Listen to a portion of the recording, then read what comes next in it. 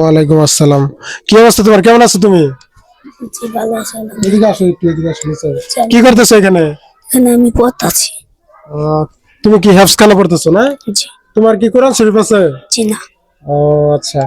তো সম্মানিত দর্শক, আমরা এর আগে একদিন আসছিলাম এখানে, এই মাদ্রাসাটা আমরা ভিজিট করে গেছি এর আগে একদিন।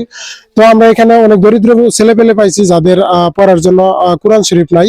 তো আমরা সেদিন উদ্যোগ নিয়েছি, তো এই ছেলেটা এর কিন্তু আপনার কোরআন শরীফ নাই।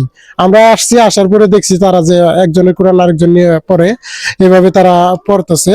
তো সেদিনে আমরা একটা উদ্যোগ নিয়েছিলাম। তো আমাদের এই কোরআনের হাফেজ যে কোরআন পড়তেছে ওনার সাথে একটু কথা বলি। আহ তোমার বাসা কোথায়? আমার বাসা বিবান্তায়। বীরবান্ধা। তোমার নাম কি? ইমরান, মোহাম্মদ ইমরান। মোহাম্মদ ইমরান। তোমার আব্বু কি করে? আমার আব্বু কাজ কাজ করে আব্বু। আহ, ওনার আব্বু ওই যে খেতে খামারে কাজ করে, যাই হোক খেটে খাওয়া মানুষ তারা।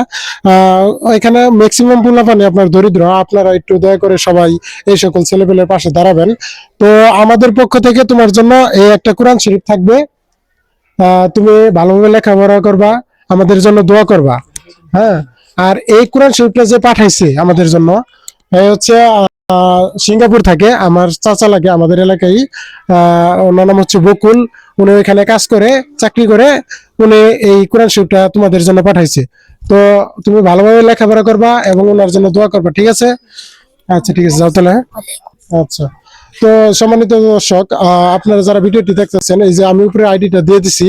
ইনি আমাদের এলাকায় থাকে, উনি বর্তমানে সিঙ্গাপুরে অবস্থান করছে।